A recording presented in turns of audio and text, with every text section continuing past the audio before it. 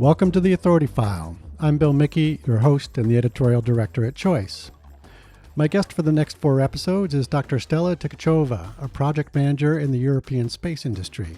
She's previously been a project manager for Thales Alenia Space and has managed long-term research projects for the European Commission. She is the author of Emerging Space Markets, published by Springer.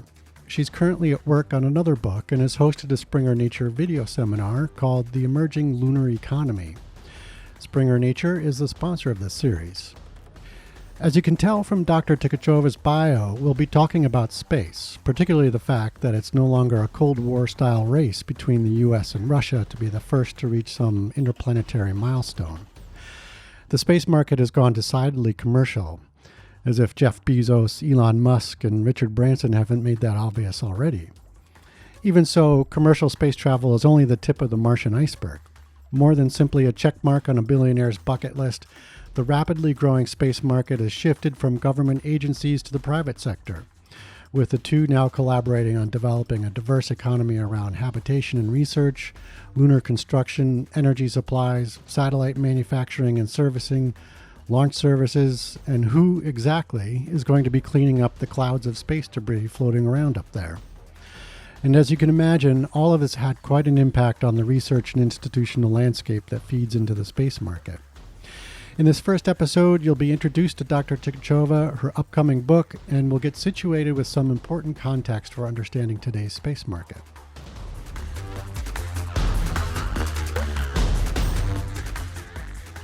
All right, so why don't we start with a little bit of information about you, Stella. Can you talk about your research and professional background? How did you come to develop a career in the space industry?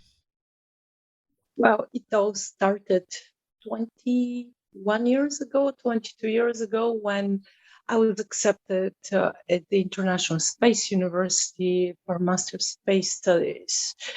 And I had an amazing opportunity to actually start studying there and also have the opportunity to have an internship at ESA. So that's how it all started. Since my childhood, I always wanted to be an astronaut. Mm-hmm.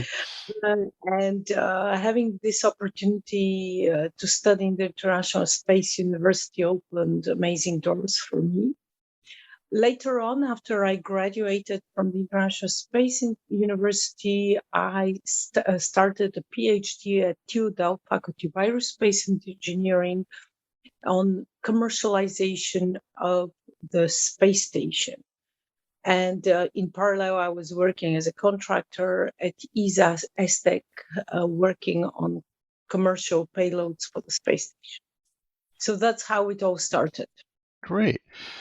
Last time we spoke, you mentioned that there was quite a reaction to your research as you began your PhD, which I think you said was back in 2001.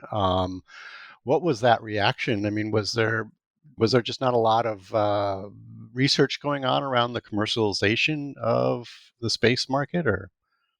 In 2001, commercialization of space technologies, the space station was seen as an idea of a few people who were dreamers. So it was never taken as at that time, it wasn't considered as a very viable and serious and approachable way to look at things. So at that time, everyone thought it was impossible to commercialize the space station. And there were just a few visionaries who actually saw the long-term potential of commercial activities, particularly for space station. So everyone thought it's very difficult, it's almost impossible. And the reason was because the space station had very high cost for maintenance. So it was foreseen as an extremely, let's say, innovative or crazy idea to research the topic.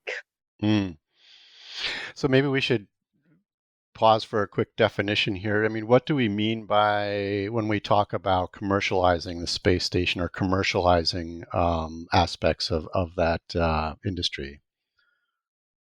Well, basically, the space station was built for scientific purposes. It's a scientific laboratory in microgravity. And it was built with different facilities on board, which meet mainly the end user needs of researchers and scientists. And when we talk about commercialization of space station resources, was actually the idea was to attract biotech, pharma, other companies, commercial companies, to fly their own commercial payloads. So they finance their own experiments to fly on the space station. And actually, in that case, let's say this NASA or ESA, they become the facilitator. They just operate the infrastructure, which is the space station. And in the US, there is the CASIS Institute, which is actually responsible and encouraging having commercial payloads. And you have more than 60, 70 payloads per year flown in that domain. Mm-hmm. Had you noticed at that time that, these industries were already interested in pursuing something like that, or had they not even thought of it, but, They had not even thought of it. Yeah. Okay.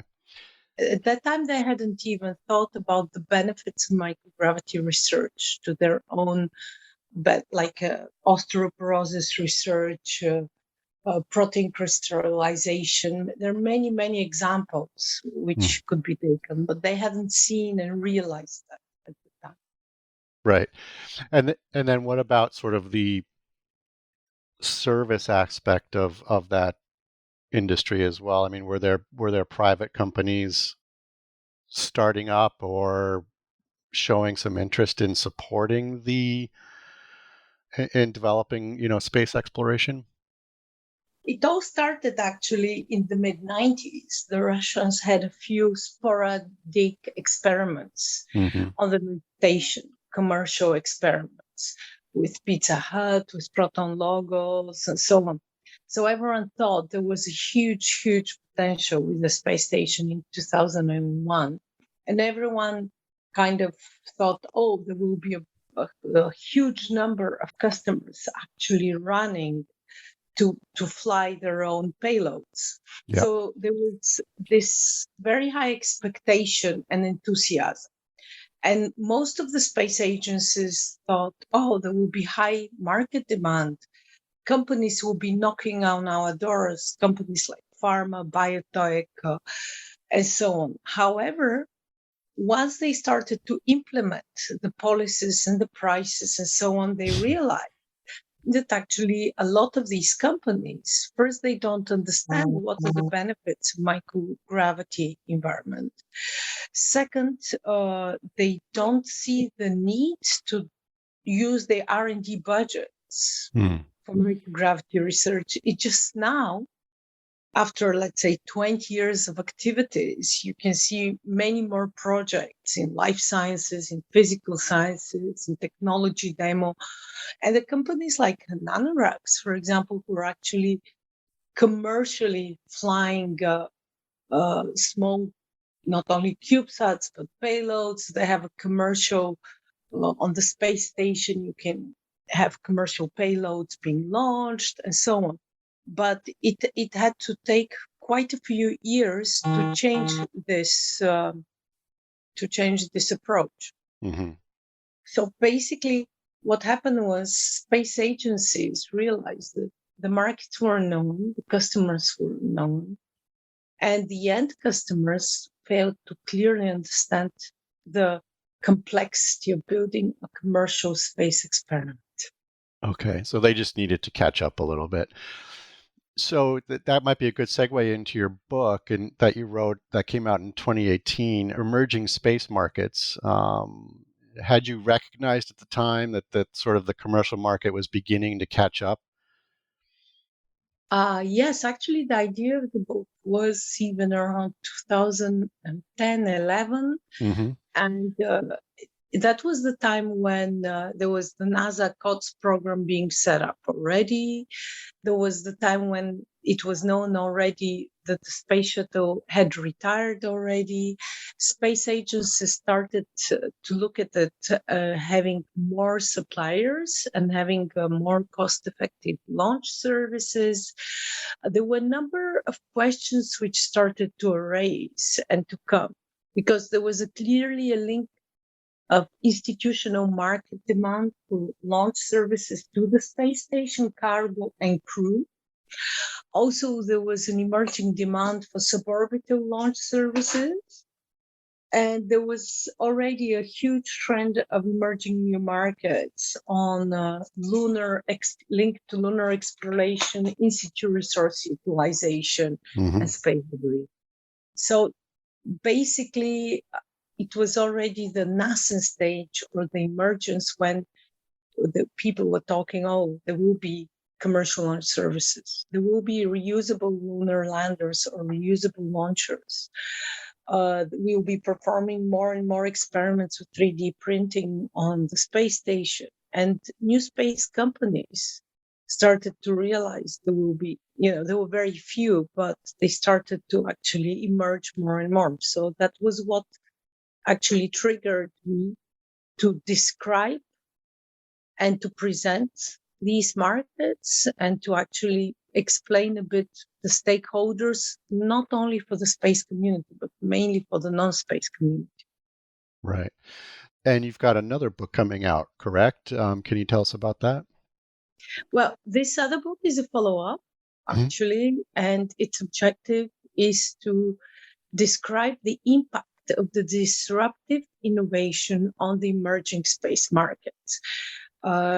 Because there are many new technologies which are being developed, and we're seeing it on a daily basis. And there is reusable launch vehicle, 3D printing satellite company. You saw in-orbit satellite servicing like the MEF-1 and MEF-2. This is disruptive technology which is changing completely the business model. The space industry, the mega constellations being launched for satellite internet, what you see in Starlink, and we are talking about more and more satellite recycling. So there is a lot of disruptive technologies which are taking place, which are going to completely change the market. So they will influence it. And that's why in this book, there will be like 3 case studies, one linked to space debris prevention and removal, one on orbit satellite servicing and assembly, post-ISS markets, which will be the commercial space stations a bit. And there will be one about lunar and in situ resource utilization, which, as you have recently heard, is quite of a hype.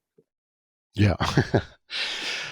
So I guess it sounds like we're already in the disruptive stage of space exploration, and you mentioned that the technologies and research coming about now will completely change the market. Can you just generally characterize for us what that change will be? What are you seeing the market changing into? Well, for example, this disruptive technology innovation will change the business models of the space companies. You'll see in 10 or 20 years satellites which will be refueled on a daily basis with extending lifetime of not 5 years, but probably 10 years, which will give direct cost savings and benefits to the satellite operators. You would see CubeSats, for example, being widely used for lunar exploration. And we see it already with companies like Astrobotic, who is going to send a cube rover on the lunar service, or the Belgium Space Application Services Company, which has built a small cube rover called Love Me rover. You would see also companies like SpaceX flying space tourists, but on much more regular basis. And mainly, I see it more also on the domain which will develop, particularly will be the domain of space debris prevention and on-orbit satellite servicing. Also, it's very possible that in 15 or 20 years, we also have solar-powered satellites and have solar power stations on the lunar surface. So there is going to be a huge change. You would have also the gateway station, which will be around the moon, where it's possible that you have a 3D printer where there would be printed certain parts and tools which the astronauts need, or there will be it will be a complete different environment we'll be living and operating. And I think there it will be much more commercial oriented than it's been till now. Right. Okay, excellent.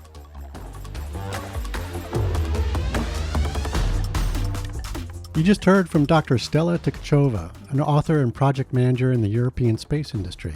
Springer Nature is the sponsor of this series.